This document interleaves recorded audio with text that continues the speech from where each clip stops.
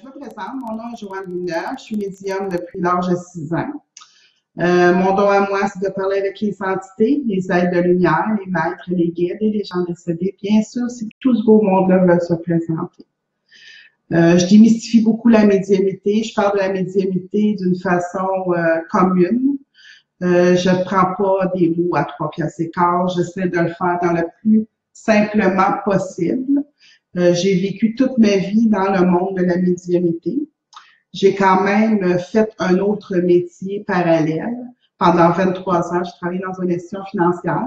Mais le soir, les fins de semaine, les journées de congé, je faisais de la médiumnité. Je faisais des consultations. Aujourd'hui, je fais ça à temps plein. J'ai mes bureaux à Trois-Rivières. Je donne des cours, je fais plein de choses, j'organise plein de choses. Fait que si vous voulez me suivre, savoir toutes les activités que je fais, toutes les propositions que je vous offre, alors il faut me suivre sur www.au-delà-des-mots.com, c'est notre site internet. Si vous pesez sur Infolette, vous allez pouvoir vous abonner puis recevoir dans votre boîte à email vraiment les questions, les nouveautés qu'on fait. Fait que pour commencer, je vais vous dire que encore cette semaine, ça a été le blog à Robert, qui était la 3e partie de 4 sur J'ai détesté mon père, mais c'est le pardon. C'est plein de choses qui vous expliquent là-dedans. Alors, pour ceux qui l'ont eu, vous savez comment c'est fascinant lire Robert, il a une belle calligraphie, il utilise des bons mots. Et pour ceux qui veulent rencontrer cet auteur-là, qui est mon conjoint, ils peuvent s'abonner à Infolette, puis aller le voir sur le blog de Robert Lepage. Puis vous allez voir tout ce qu'il raconte, c'est des faits vécus. C'est pas des choses qu'il a entendu parler, mais c'est des choses qu'il a vécues. Fait que c'est ça qui fait comme une certaine importance. J'ai eu beaucoup de commentaires, le genre beaucoup pour les suicider, comment communiquer avec les gens décédés, quels sont les signes qu'ils nous donnent, comment communiquer avec nos guides, le nom de nos guides. Fait que ça a été les réponses qu'on m'a envoyées pour que je puisse le démystifier. Fait que la question qui m'est revenue souvent, c'est les gens qui meurent par suicide vont-elles au même endroit que nous, les gens qui décèdent d'une façon plus naturelle? C'est sûr que le sujet des suicidés, c'est un sujet très particulier, puis très, comment je vous dirais bien ça, donc très touché, parce que il y a beaucoup de gens qui mettent fin à leur jour. Et puis les familles vivent avec ce gros deuil-là, ce gros comment je dirais bien ça? Ça choque. C'est un drame. Vous savez, le suicide, c'est pas une solution. La solution, quand il n'y a plus de solution, il y a encore des solutions. Je sais que c'est pénible. Je sais que les gens qui font cet acte de suicide-là, c'est des gens qui sont désemparés. C'est des gens qui voient plus de solution, qui voient juste, et comme en faisant ce geste-là, c'est un geste de libération. Malheureusement, le faire un acte de suicide, ce n'est pas une libération. Est-ce qu'on se retrouve au même endroit que les gens qui décèdent d'une façon plus naturelle? Je vous dirais, pour verbaliser, la manière que moi je vois ça, la manière que je contacte les gens suicidés, la manière que je travaille dans cette philosophie vraiment médiumnique, là, pour tous ceux que j'ai rencontrés, je parle pas des familles, mais je parle des entités qui se sont suicidées. Quand la personne, elle se suicide, elle se ramasse dans un état d'entre-deux mondes. On passe tout par cet état-là.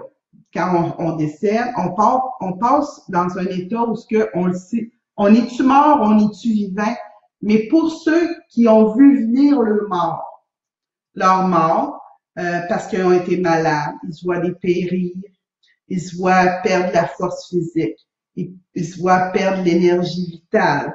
Mais tout ça, c'est un peu la préparation à savoir, bon, ben, je vais m'en aller. Puis là, on va passer quelques temps dans ce niveau-là qui est un niveau entre deux mondes, mais tout de suite, la grande lumière va se faire, puis on va aller directement à la lumière parce que quand on meurt d'une mort naturelle, il y a toujours quelqu'un, l'autre côté, qui nous accueille. On a préparé, on a parlé avec cette personne-là parce qu'on était en fin de vie. Fait qu'on a préparé notre départ, on prépare. Ça se fait pas d'une conscience, là. Vous savez, quand on s'incarne sur Terre, c'est une conscience qui s'incarne, qui devient l'inconscient. Fait qu'on peut dire qu'on fait ça dans l'inconscience. Mais dans le fond, c'est notre conscience qui travaille. Quand on décède d'une mort tragique, par suicide, par accident, par tous ces événements-là, la période de savoir, suis-tu vivant ou je suis encore mort, elle est plus longue, mais il n'y a pas de temps déterminé pour la simple raison que de l'autre côté, il n'y a pas de temps. Il n'y a pas de temps déterminé de dire tu vas être 50 ans entre deux mondes ou tu vas être 2 ans entre deux mondes. Ça, il n'y a pas de temps déterminé. Mais le passage du entre deux mondes, il est plus long. Moi, je compare ce passage-là à vous savez, quand vous avez un problème de santé, on s'en va à l'urgence. Fait qu'à l'urgence, on se retrouve entre deux mondes que moi j'appelle. Tous les gens qui sont là sont malades. Personne ne peut régler ton problème. Tu attends que la porte de l'infirmière s'ouvre puis que le médecin dise « Viens à tel endroit, je vais te recevoir ». Et tant que ça se fait pas, on est en attente d'avoir des réponses à nos questions. C'est un peu comme ça que ça se passe, mais pas aussi agréable que ça. Il faut comprendre que quand on est dans un monde où ce que on décède par suicide, je vous le dis, le suicide n'est pas une option. Le suicide retarde votre cheminement. Le suicide retarde plein de choses. Fait que quand on décède de cette manière-là, mais c'est ça, on se rend compte, on se retrouve entre deux mondes. Avant de réaliser qu'on est mort, comment ça on est mort, pourquoi on est mort, de quelle manière on est mort, puis d'entendre les gens qu'on a aimés nous appeler, nous donner des prières, nous envoyer de la lumière et tout ça. Fait que oui, définitivement, on se ramasse tous dans le même monde, mais dans des périodes, des longueurs différentes. Fait qu'on a tout ce passage dans ce monde-là qu'on appelle la salle d'attente. Mais tu sais, tu fais juste comme un bond dans cette salle-là quand que tu es mort d'une mort naturelle. Et quand tu ne meurs pas d'une mort naturelle, ben là, tu restes. Tu restes là, puis il faut que tu évolues, puis il faut que tu comprennes pourquoi tu as fait ça, puis qu'est-ce que tu n'as pas compris, puis c'est quoi qu'il va falloir que tu viennes comprendre dans un nouveau. C'est pour ça qu'on dit que le suicide, c'est pas une option. Parce que c'est une option pour repousser ton évolution. C'est pas une option pour évoluer. Par contre, et ça, je vais être un peu... je vais faire ça. Je vais me garder une petite gêne parce que c'est vraiment du cas par cas. Par contre, le suicide, il y a une option là-dedans qui est...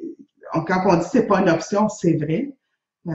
Quand vous vous suicidez, si vous avez puis tout le monde l'a pensé au suicide une fois ou une autre dans leur vie, dans des moments tragiques, mais c'est pas une option parce que c'est comme si il arrive un drame, il arrive un pépin, puis vous voyez pas la lumière, donc vous trouvez pas la solution. Puis dans le fond, le monde terrestre, pourquoi qu'on s'incarne dans ce monde terrestre? C'est vraiment pour notre évolution. Puis des fois, c'est l'évolution des gens avec qui on est. Des fois, le suicide, c'est pas pour nous, c'est pour les autres. Fait que c'est pas touché, ce bout-là. Mais je veux vous dire que souvent, les gens décédés, les premiers temps qui sont décédés, on va entendre des signes comme des bruits parce qu'ils veulent se faire entendre, ils veulent dire, gars, je suis vraiment mort, puis je ne sais pas, je suis mort. Puis si vous avez écouté, je vais vous dire le titre d'un film, La nostalgie de l'ange. Ça, c'est un film qui nous démontre un petit peu comment ça se produit. C'est une jeune fille qui se fait enlever, puis qui décède, puis elle essaie de communiquer avec son père, parce que lui, son père, il fait des recherches pour la trouver. Puis elle essaie de communiquer pour savoir où qu'elle est. Mais c'est pas un suicide, cette fille-là. Là. Elle est décédée par tragédie. Par contre, il y a un autre film qui s'appelle Au-delà de nos rêves, avec Robbie Williams. Ça, c'est un monsieur qui a perdu ses 2 enfants dans un accident. Puis un peu plus tard, ben sa femme, lui décède, puis sa femme se suicide. Puis là, il faut qu'il aille à un endroit pour essayer, avec amour, de récupérer sa femme, puis lui il dit, c'est sûr qu'elle va me reconnaître, puis parce que j'ai tellement d'amour pour elle, elle peut pas me reconnaître, mais elle ne le reconnaît pas. Mais c'est bien démontré, en tout cas, c'est bien imagé. Pour tous les gens qui ont perdu des êtres chers, décédés par le suicide, envoyez de la lumière, faites-leur des prières, faites brûler des chandelles, ça va juste les aider. Puis après ça, essayez par communication de comprendre les choses, mais faut faire des prières, il faut leur envoyer plein d'amour. Et je sais que c'est difficile à dire, mais il faut vraiment allumer des chandelles, envoyer des lumières, faire des belles pensées d'amour, puis tout ça.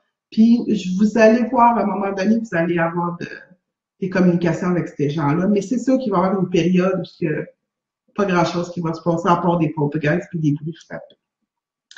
Alors, c'est ce que je voulais dire concernant le suicide. C'est un sujet tellement touché.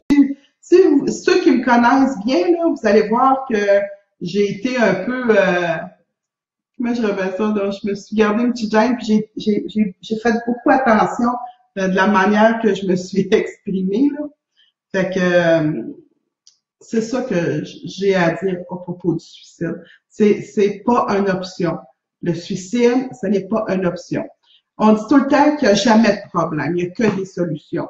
Mais quand les problèmes arrivent, quand ils sont intenses, quand on vit ça, c'est difficile des fois. Moi, je dis tout le temps aux gens, quand tu n'aimes pas la façon que tu vois la chose, quand tu n'aimes pas la façon que tu vois le problème, ben change la façon de le voir. Essaie de trouver des moyens de voir la situation comme si tu serais un spectateur au lieu que tu sois vraiment imprégné dans cette problématique-là. Puis des fois, on voit la chose différemment juste parce que on a changé la façon de le voir. On le voit plus comme impliqué, on le voit comme spectateur. Puis vous dites, je dis souvent aux gens, quand tu veux donner un conseil à quelqu'un, il faut que tu te vois, quand tu donnes un conseil à quelqu'un qui n'est pas impliqué, elle te raconte une histoire ou tu as vu une situation puis tu donnes un conseil. Mais quand tu veux le faire pour toi-même, fais-le de cette manière-là. Vous allez voir des fois ce que vous allez vous donner comme conseil, ça va être bien différent que quand on est vraiment impliqué. Fait que c'est un petit peu comme ça que je vous dirais pour le suicide, mais je pourrais en parler un peu plus longtemps à un autre moment donné, parce que je trouvais que 15 minutes, c'était pas beaucoup, mais par contre, je voulais vraiment prendre le temps de le faire. Est-ce qu'on peut contacter les gens suicidés? Oui, mais il y a un délai. On peut pas contacter quelqu'un qui s'est suicidé ou quelqu'un qui est mort d'un accident, une tragédie. On peut pas, comme le lac négatif, on peut pas les communiquer tout de suite après. Il faut lui laisser un temps pour qu'ils se rendent compte, comme je vous dis, qu'ils sont plus de ce monde-là. C'est ça qui est important aussi. OK. Fait que c'est ce que j'avais à dire pour le suicide, mais je vais vous en reparler du suicide. C'est sûr, je vais vous en reparler.